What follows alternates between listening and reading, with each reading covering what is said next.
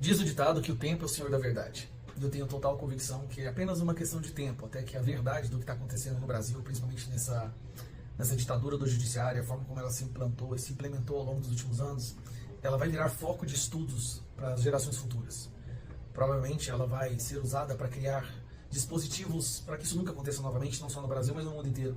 E o nome das pessoas envolvidas nesse processo de deteriorização democrática ficará gravado na história, mas não de uma maneira muito boa.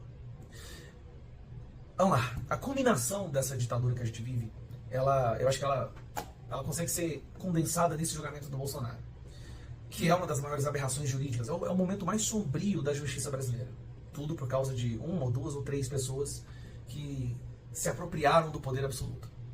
Mas dentro do julgamento do Bolsonaro, tem um julgamento que consegue ser ainda mais escandaloso, que é o caso do Felipe Martins, que acabou de ser condenado pelo Alexandre de Moraes. E eu quero falar sobre isso agora. Felipe Martins, que foi preso através de um documento forjado, 6 meses na prisão, 10 dias em solitária. Depois que ele saiu da prisão, ele ficou proibido de dar entrevistas, de ter rede social, de sair da sua cidade, e toda segunda-feira tem que ir lá no fórum assinar coisas que nem traficantes e assassinos fazem.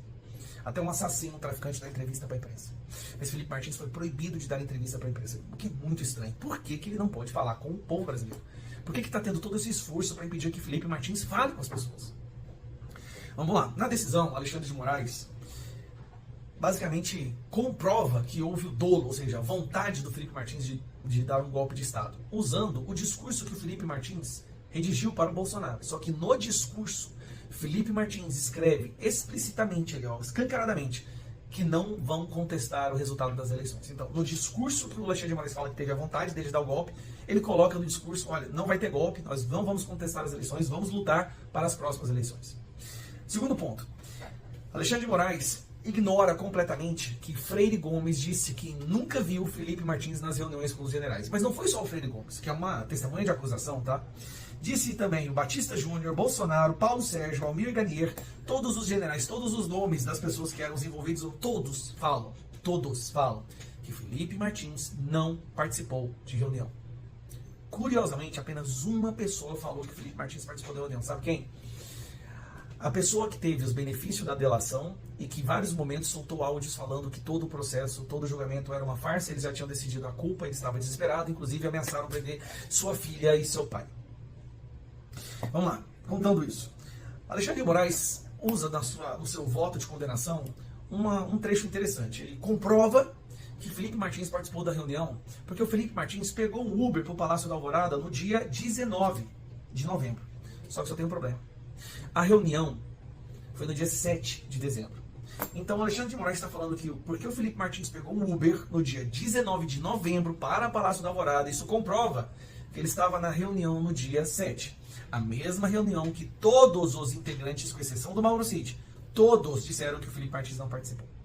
Felipe Martins provou em inúmeros momentos que no momento dessa reunião ele não estava lá, ele estava em outro lugar. Ele usou georreferenciamento, usou todas as ferramentas disponíveis, mas nada adiantava. Nada adianta, sabe por quê? Porque a decisão já tinha sido dada.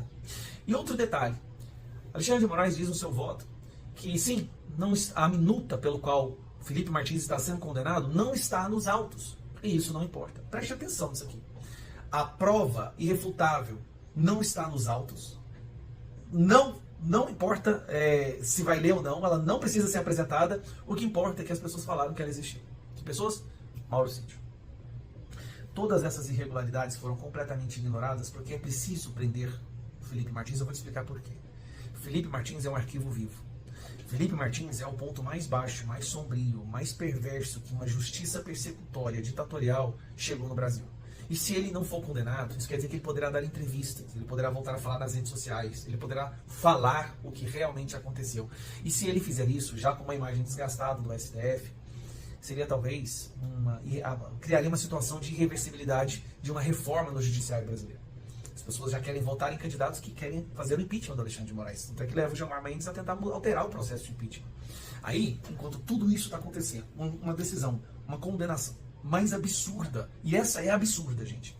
Enquanto tudo isso está acontecendo, ninguém fala nada sobre os 129 milhões que a esposa do Alexandre de Moraes recebeu. Nada, nem ele, nem ninguém, não sai no Fantástico, ninguém menciona, como se fosse a coisa mais natural do mundo. Hoje, Alexandre de Moraes condenou uma pessoa assim, não só não tendo prova da sua condenação, mas tendo testemunhas de acusação dizendo que ele não participou do tal crime imaginário que também não existiu. Imagina o que ele fará com outras pessoas. Eu estava aqui pensando. Semana passada, Alexandre de Moraes decidiu me indiciar por uma suposta escola de inglês e uma organização, o OICIP, que estava sendo criada para no futuro desviar a emenda. Eu já estou condenado. O certo seria ficar calado, calar minha boca, não falar mais nada e torcer pela clemência, pela generosidade. Que mundo a gente vai deixar para os nossos filhos? Não é sério? Não é frase de efeito nem clichê.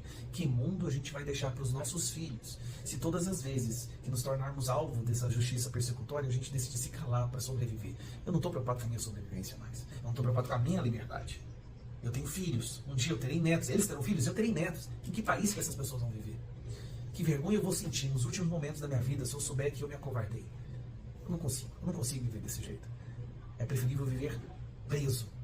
Porque, na verdade, todos nós já estamos presos no Brasil. É uma presícia aqui. Eu prefiro passar um período da minha vida preso do que viver o resto da minha vida sabendo que eu me acovardei. Que eu fui um covarde na defesa da liberdade dos nossos filhos.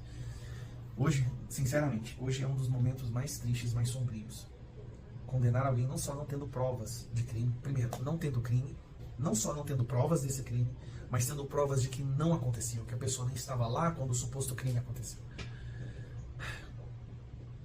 Você entende por que essa dosimetria ou anistia é importante? Porque não é só o Felipe, são centenas de pessoas que estão nessa mesma situação. Bolsonaro agora está sendo torturado numa cela de 12 metros quadrados na Polícia Federal, sendo que ele está com a sua saúde vulnerável, debilitado, enfraquecido. E a esperança desse pessoal é que ele morra lá dentro. Eu me preocupo muito com o Felipe Martins, ele é um arquivo vivo. Não se surpreenda se fizerem alguma maldade, mas uma gigantesca maldade com o Felipe Martins dentro do presídio, porque o que o Felipe Martins pode falar pode vir derrubar toda essa estrutura aí desse sistema perverso. Não tenha medo, não. Não tenha medo de falar, porque consequências virão sobre você.